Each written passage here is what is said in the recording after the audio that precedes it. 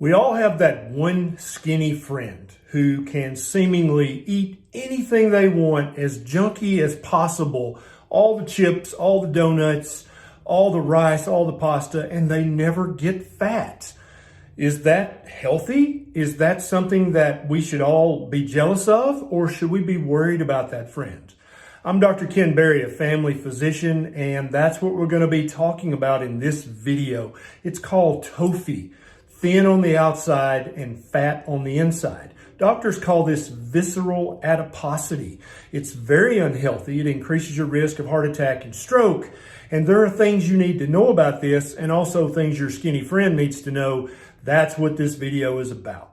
How is it possible for your skinny friend to eat like that? If you even look at those foods, much less eat them, you gain weight. How is your friend somehow above the seemingly physical laws of eat more, gain more?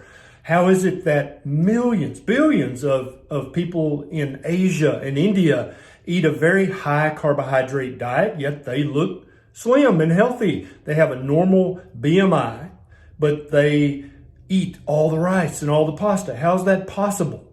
If you know a skinny friend who eats crap like this, please consider sharing this video with them, because TOFI is very metabolically dangerous. It can hide metabolic disease that in our case, in my case, in your case, we get fat if we eat all the carbs. And so therefore we know that's unhealthy for us. But there are people out there who don't express metabolic disease as peripheral obesity, and that's fat you can see on the outside. Although we are all human beings and possess 99.999% the same genetics, we are a little bit different. And depending on where you come from genetically, you can manifest metabolic disease in different ways. People who come from the very northernmost latitudes of our planet tend to store fat, both viscerally or in the inside, in your abdominal cavity, but we also tend to store fat peripherally or in our skin, right? So in our butt, our hips, our thighs, and the rest of our body will show adiposity much quicker than people from the latitudes closer to the equator. And so you'll see Asians, you'll see Indians, and you'll see other people whose genetics come from the equatorial regions. They can eat lots more carbs than us northerners can, and they don't have peripheral adiposity, but they can be hiding a dangerous secret, and that's visceral adiposity. You can take your skinny friend or these people who have equatorial DNA, and you can check their BMI, and that's a way of measuring your body fat percentage. It's a very rough estimate, but most doctors' offices use this.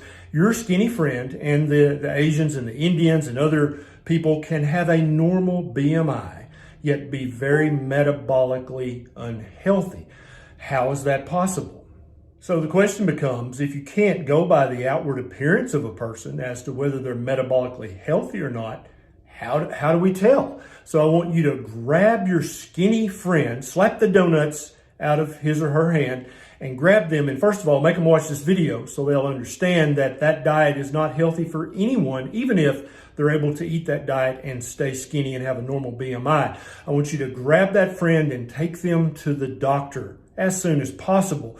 And I want you to get the following things checked. Actually, the first thing you can check at home, and that may be actually what convinces your friend to make that doctor's trip. I want you to check something on your skinny friend called a waist to height ratio. So you're going to check their height, which they probably already know, and then you're going to measure their belly around the largest point while they're relaxed. And this is not down on the hips like most men like to measure. It's right around the belly button most of the time. And you're going to divide the waist by the height in inches or in centimeters, but they both need to be in the same unit.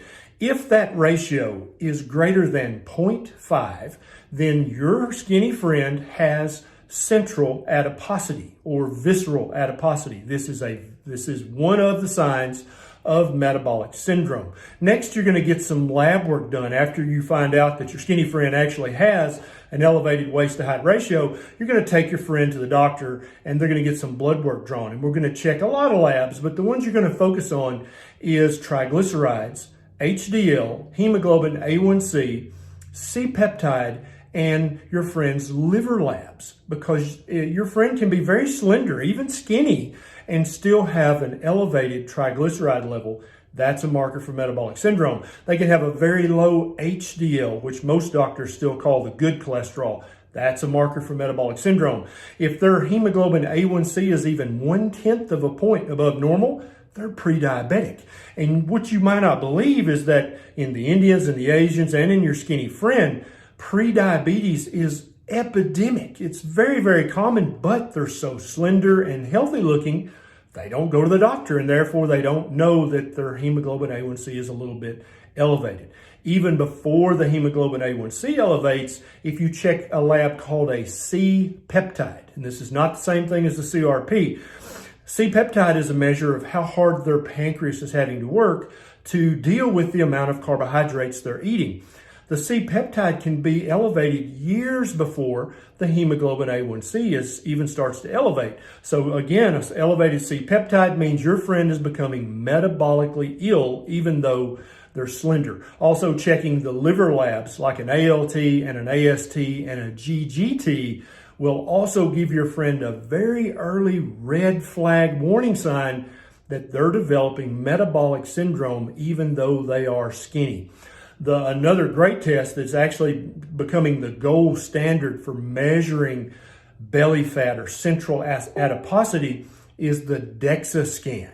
And you can get one of these done for about $100, even if you don't use insurance to pay for it. And it will actually give you an MRI quality look at the belly fat that you've got stored in your liver, in your pancreas, or just around your internal organs. And visceral fat is the most dangerous fat of all. So if you care for your skinny friend enough to have done all these things and you've discovered, oh my gosh, your A1C is 1/10 of a point high, your C-peptide's high, your waist to height ratio is high, on your DEXA scan, you have central adiposity. You've got fatty liver, my friend. What should your friend do about this? Now, most gurus out there will say, well, they need to move more and eat less, right? It's all about decreasing the calories in and increasing the calories you burn. We've been told that for 50 years now. That doesn't work, right? What you need to help your friend understand is that they're eating too many carbohydrates. Human beings are by nature a low carbohydrate mammal. If you feed us more than the amount of carbohydrates we should eat in a day, and you do that every single day, we're going to develop adiposity, whether it's peripheral adiposity on the outside that other people can see, or whether it's visceral adiposity, which only the lab work, the waist to height ratio, and the DEXA scan can see. Both are unhealthy, okay? And so that's what your friend has to do. They have to cut down their total carbohydrate intake in order to get rid of the visceral fat before it makes them turn into a type 2 diabetic or worse. So they absolutely have to eat a low carb, a keto, a carnivore diet. That's the proper human diet for every human being on the planet, both overweight and obese, and your skinny friend who you love and hate at the same time. It's absolutely true that getting better sleep is going to help move your hormones in the right direction and make it easier to burn off the visceral fat. Also, exercise will absolutely move your hormones in the right direction and help make it a little bit easier to burn off the visceral fat or the fat inside your abdominal cavity. But these are secondary things that you can do. Primary, the foundation for getting rid of visceral adiposity is to lower the amount of total carbohydrates you eat on a daily basis. And absolutely the most dangerous carbohydrates you need to get out of your mouth are the sugars, both added and natural, and the grains, all the grains, rice, wheat, oats, and corn. All those turned immediately into sugar and a lot of fructose, which is going to cause fatty liver and other central adiposity. So those are the most dangerous carbohydrates. But even for some of us, even the carbohydrates in starchy vegetables like sweet potatoes and Irish potatoes, that's still too many carbohydrates for us.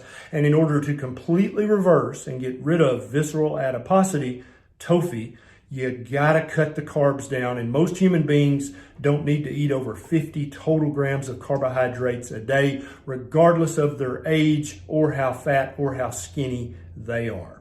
the end of this video, I'm going to have a playlist pop up here and here. One's Keto 101, the other is Carnivore 101. You pick, you decide, watch some of the videos from these playlists, and you and your skinny friend decide which way do you want to approach this, because being skinny on the outside and fat on the inside is just as unhealthy as being fat all over. Your friend needs to understand that, and so do you. Don't forget to get out in the sun and get some good natural vitamin D. The sun is going to help move your hormones in the right direction. Vitamin D plays many roles in the human body, many of which I suspect we're not even aware of yet. And also the sun probably plays multiple roles in our metabolic health that have not yet been discovered. Now, I've put links to all the research down in the show notes below. If you don't believe me that thin on the outside and fat on the inside is dangerous, there's your research that you can learn further from. If you enjoy this video, please take 1 second and click the subscribe button and the little bell button right beside it, so that every time I have a bright idea, either for you or for your skinny friend, you'll get a notification and be one of the very first to know. If my videos have helped your health in some small way, please take a second and click on my Patreon link. It's down in the show notes below. Since I'm not ever going to be sponsored by Big Pharma or Big Food, please throw a buck or two my way so that I have more time and more resources to make videos just like this. This is Dr. Barry. I'll see you next time.